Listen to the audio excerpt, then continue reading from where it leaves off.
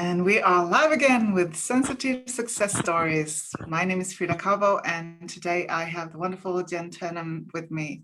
I'm really excited about our conversation today. So Jenn Turnham is on a mission to educate the world about the unique trait of highly sensitive extrovert women.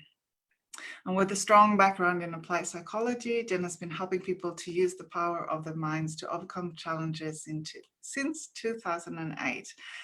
And she now focuses on helping HSP-E women thrive in the world and understand their unique strengths.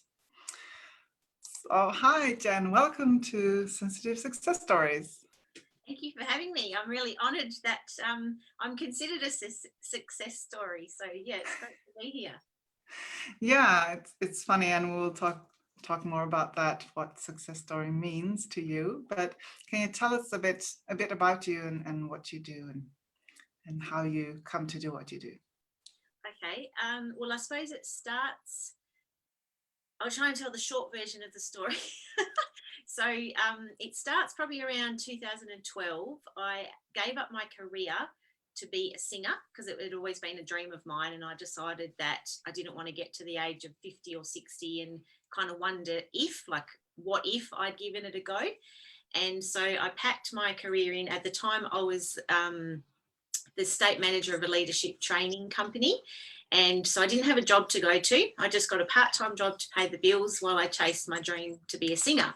And I made that dream come true, and I tell people it was the scariest yet the best decision I have ever made in my life, because the feeling of being on stage in pubs singing my heart out is just almost indescribable. Like, it was just the best feeling ever. Unfortunately, though, I then developed a chronic illness. So I've got ME, or commonly known as chronic fatigue. And so I wasn't able to keep singing. And so I was looking for what's something more sustainable that I could do that isn't going to sap my energy as much as singing does. And so that's when I started coaching, because I thought, well, I've got a psychology degree.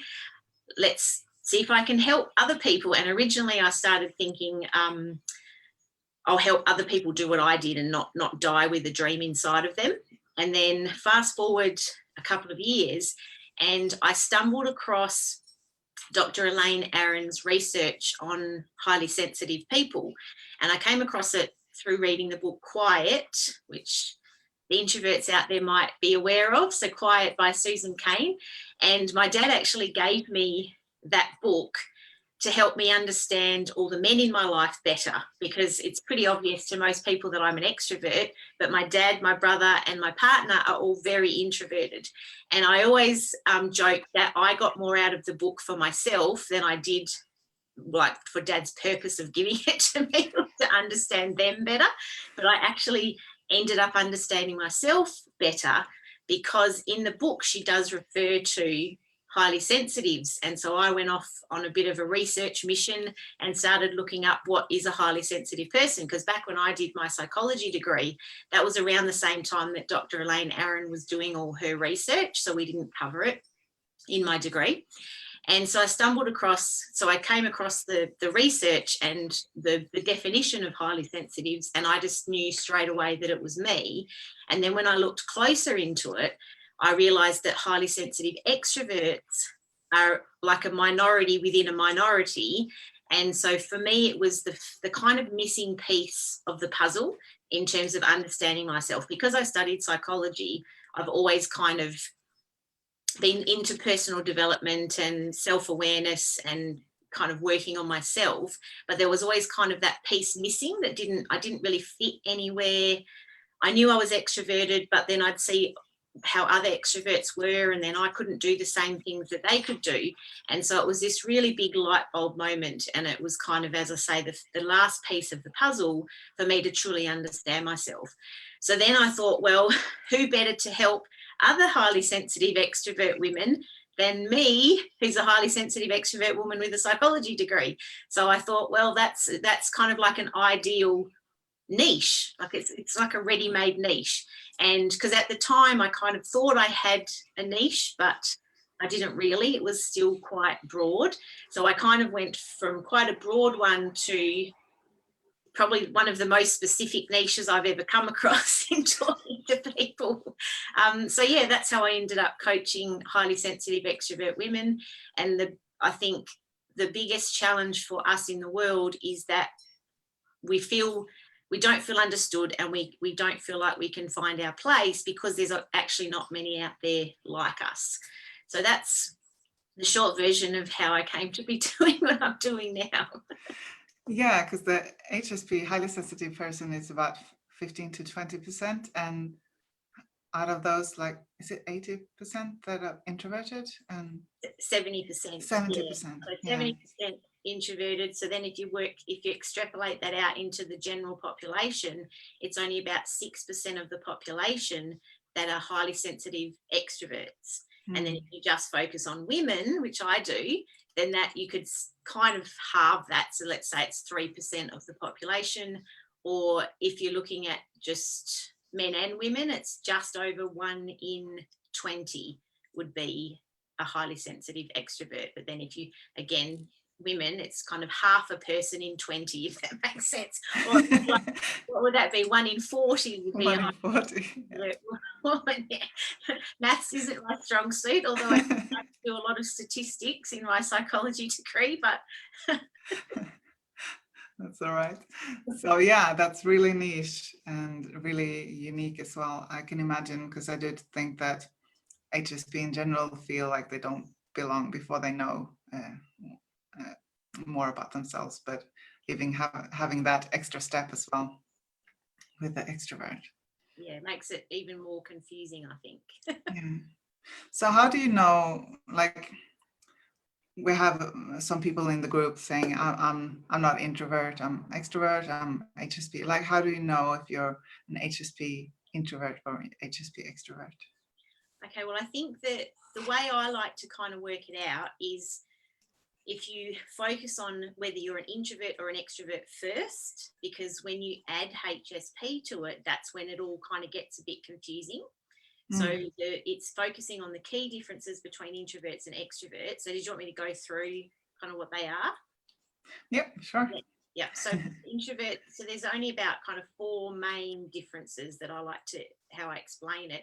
So introverts are inward focused and extroverts are outward focused. And that means that introverts are much more focused on their internal thoughts and their internal world, and their brains respond well to the feel-good chemical of acetylcholine, whereas extroverts, we crave sensory stimulation, which is why we're outward focused, because we get that stimulation. And the extrovert brain is actually less sensitive to dopamine, which is another reward chemical. And so that's why we're kind of always out there trying to get kind of stimulated, because that releases the dopamine or the feel-good chemical in our brain. So that's the first difference. The second one is where we get our energy from. So the way I like to look at this is, if you imagine that if you're a mobile phone and your battery starts to run low, you've got to plug in somewhere to boost your energy again. So introverts have an inbuilt charging system, and they're essentially plugged in all the time. So when they go out into the world and into kind of sensory stimulating situations, that's why they go into overload. Whereas extroverts, we don't have that internal charging mechanism, so we've got to go out into the world and plug in to that external charging source, which is why they say extroverts get energy from social situations and from being out in the world. And the other big difference is introverts think before they speak. So that's why introverts are often known as being quieter than extroverts, because they think first. So they process everything up here and then they verbalize it. Whereas extroverts, we process things through talking. So we're actually kind of, it's almost like our thoughts are coming out of our mouths, and that's how we actually process things, by talking them through. And the other thing is that we process very quickly in the moment. And so, and that's why I also like to be involved in many things as well. Like, we always like to be busy and we crave that variety, but we also process things quickly, whereas introverts take a little bit more time. And and this can run into issues like if you're an introvert and you've got an extrovert partner or vice versa, it can be quite challenging because the extrovert is kind of hounding almost the introvert for answers and responses and what do you think of this, what do you think of this, and the introvert's just going, oh my gosh, I can't cope. So if you understand these differences, it can actually be really helpful just in general life when you're interacting with other people. But they're the main differences. So that's what I think is most helpful to figure out for people first is, am I an introvert or am I an extrovert?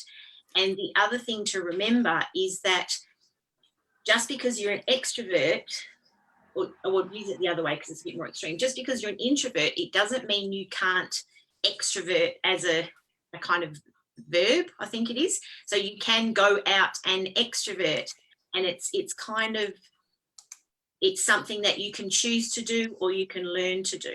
So it's basically, it's the way to describe it is it's kind of our inbuilt, it's an inbuilt trait and it's our preference, but it doesn't mean we can't show introverted signs or characteristics or extroverted signs or characteristics, you know what I mean? So you can have like very world famous speakers who are up on stage looking like an extrovert, but they're really an introvert, but it's what they've taught themselves to kind of do that in an extrovert world. So and what do you think about the term ambivert? This one can be quite controversial, and my understanding is that Carl Jung, who first talked about all of this stuff, is he doesn't believe there is such a thing, because I suppose an ambivert, for those who've never heard of it, is somebody who supposedly swings both ways. That's what I'm saying it.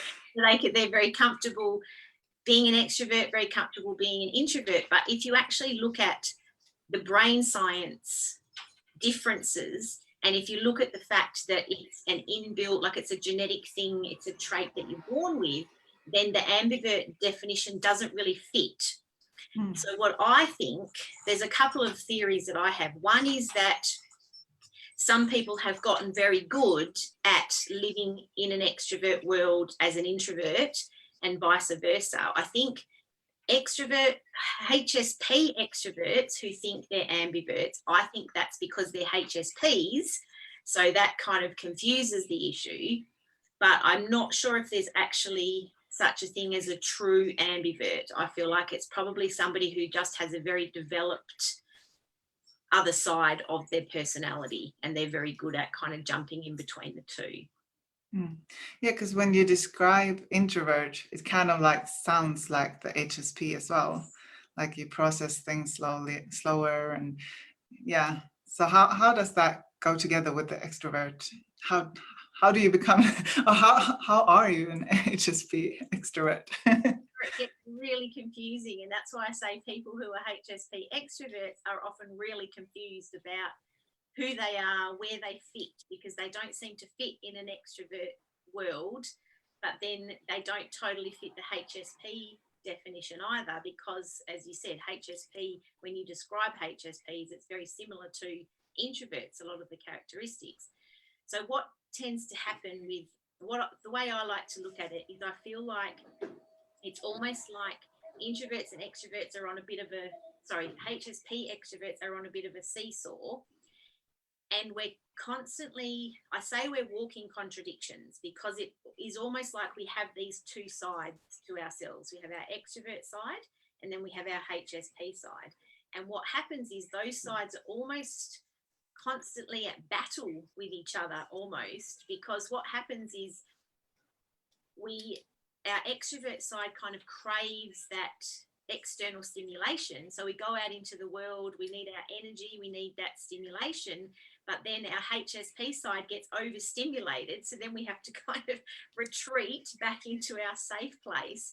And what can often happen is HSP extroverts get stuck in that cycle of feeling the need to go out, then getting overwhelmed and having to go back in again.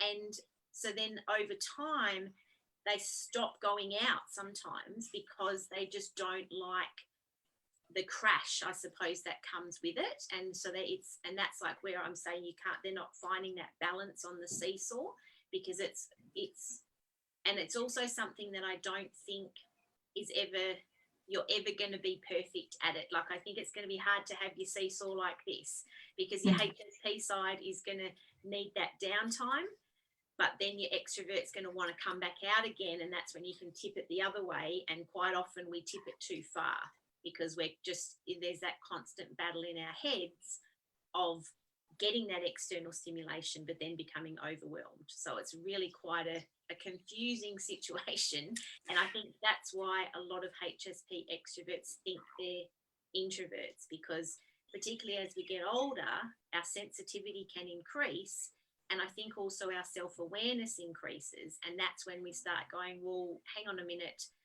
all these extroverts over here are doing all of this and I can't do that, therefore maybe I'm not an extrovert. Whereas it really is just recognizing those two contradictory sides of our personality. Yes, it's kind of like the HSP extroverts need downtime to be able to be the extrovert, but the introvert need the downtime to reload. Yes. Yeah. Yeah. And where comes the term, because there's a sensational seeking HSP as well. Yes. I am one, so that feels like kind of pushing the brake and the gas at the same time. So I can relate to that seesaw feeling. For any HSP introverts who are also HSS will relate to the struggles that HSP extroverts have, because it is, again, that kind of contradictory sides within us that are almost fighting to get their time out in the sun. So the HSS needs to go out there and get that kind of adrenaline hit and take those risks, and then the HSP then gets overwhelmed by that, and so it's a similar seesaw balance, I think, with HSS. And I'm HSS as well as HSP extrovert, and there are quite a few HSS in my group as well. And for a while there, I did actually wonder if there was a correlation between the extroverts and HSS, but I haven't found anything to confirm or not that theory. But obviously you're a HSS and you're a HSP introvert, so it's definitely out there. But I'd love to know kind of the breakdown of HSS, how many are introverts and how many extroverts. That would be really cool to know. Yeah, definitely. And there's so much, feels like there's so much more to know about this area as well. And there's ongoing research on it and so much interesting stuff happening that we're just starting to get to know. Definitely, yeah. So what was the biggest aha moment for you when you realized that you were an HSP extrovert? I think for me, it explains my high highs and my low lows. So I've always been quite an emotional person, as most HSPs are, because our emotional responsiveness is higher than the general population. So it helped explain that, but then it also helped explain why I couldn't maintain that extrovert kind of desire, so that want to go out and about and socialize. So it kind of, I suppose for me, it normalized things for me, and it was kind of, oh, okay, I'm not weird, I'm not strange, I'm different, yes, to the majority of the population, but the way I like to look at it now is I'm different in a good way, and I believe all HSPs are special, but HSP extroverts, I say, are super special because we're even more unique. And I think that's part of my mission, is to help HSP extroverts recognize that uniqueness and that amazingness that they have, rather than think that there's something wrong with them, which is what a lot of them have thought most of their lives. It's probably the most common thing that I get when I meet them is, oh, I always thought that something was wrong with me. And then they have this big aha moment, and they just kind of breathe a sigh of relief when they realize, oh no, there are other people out there just like me. Yeah, I had the same experience with HSP introvert. Just and in the group as well, like, yeah, this is this is such a, like I talk about sensitivity is your superpower, and it's really how it is if we use it in the right way. So how do you use sensitivity as your superpower? I think, and I love that term because I use it as well. That's what the theme that kind of came out in our group is, yeah, let's see our sensitivity as our superpower. Excuse me. So I think what, excuse me, I think for me, it's the people stuff. So because we're very good, and I think, and I'd be interested in your take on this, because one of the things that I've always wondered that might be different about HSP extroverts and introverts is HSPs are very, very good at connecting with other people. It's like this instant thing. And I don't know if that's because of our HSP side or because of our extrovert side, because we just talk to anybody and we can like strike up a conversation with randoms in the street or in the shopping centre pretty easily. So I think that's one of the ways I think we can use our sensitivity as a superpower is to really change other people's day, other people's life, other people's world, just by being who we are, because it's something that just comes naturally to us. And there's an example, one of the ladies in my group shared a time where she bumped into this lady in the car park of a shopping centre, and she just could tell that the lady was upset. And so she asked her what was wrong, and the lady started bawling her eyes out and saying that she'd been kind of reprimanded at work because she was being too supportive of the students in her class. And so my group member basically then had a conversation with this lady about HSPs and educated her about that. And they just had this beautiful moment. And the way my group member described it is that she talked about the flow-on effect of that. So now this lady knows about HSPs. She's going to Google it. She's going to educate her family and friends, and she's going to educate the kids at her school. And so I think that kind of sums up the amazing impact that we can have in the world. Wow. Yeah, that's amazing. Yeah, I think there's a difference. Introverts, are you guys like that as well, or is it more once you get to know someone, that's when it all comes out? Yeah, I think that I'm speaking from my experience and what I've seen, that, well, introverts as how we are, maybe not talk to everyone, but when we want to and when we feel that we're in an environment that we want to be in as a coach or as a, like we can really go deep with people. Like it's, the connection is there, like it's easy to connect with people, but it might not be something we want to do everywhere. Yeah, I think it's because introverts is more about quality connections, Yeah. whereas extroverts, it's quantity. So extroverts in general, it's quantity, but then HSP extroverts, it's almost quality and quantity. So that's no wonder we get exhausted. Yeah. Wow. Definitely. Oh, so cool. So we call this sensitive success stories. So what does success mean to you? I suppose it depends on what context I'm talking about it in, but success in my coaching business is, first of all, actually making money, because when you first start out, I'm sure lots of people watching this can relate that it takes a while before, I mean, we get this, I think, sometimes naive view that once you create a Facebook group or a Facebook page and a website, that all of a sudden the clients are just going to come flooding in. And obviously it doesn't happen that way. So for me, it's obviously making money, but also just, I suppose, what's really touching my heart at the moment is in my group, they are having some truly amazing conversations. They're sharing about how they feel like they finally found somewhere where they belong for the first time in their life, and just seeing that difference that I'm making in their lives, in the lives of people who have felt like there's been something wrong with them their whole life. That just, like, it brings tears to my eyes every time, like, I read their comments and they give me feedback about how much they love the group. Like, to me, that's the success that means the most to me, to know that I'm having an impact and I am changing people's lives for the better just by putting myself out there and being an advocate for HSP extroverts. That's probably the best definition of success I could come up with. Wonderful. Yeah, time flies very quickly. There's so much more we could talk about, but we will keep it to almost 20 minutes, a bit more, but that's all right. So if someone in the group maybe think that they might be HSP extrovert, what are some clues to, like we talked about, they might talk to a lot of people out when they're out and about. Is there anything more, like how do you know if you're an HSP extrovert?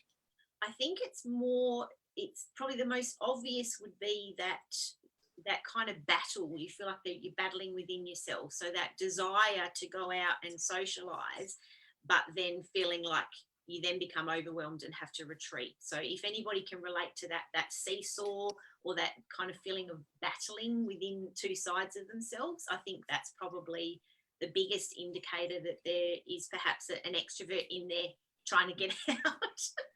Cool. And where do they find you if they want to know more about that? Come to my group. So the link is groups/Highly Sensitive Extroverts with Jenn T. But the name of it is Highly Sensitive Extroverts Bright Sparks. Great. And we'll put the link in the comments as well. So perfect. Is there anything more you would like to add before we stop?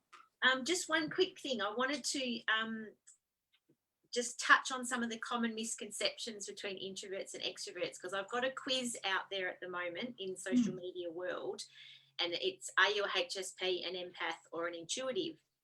And then it tells you whether you're HSP-E or I. And I've had some interesting comments about introverts and about extroverts.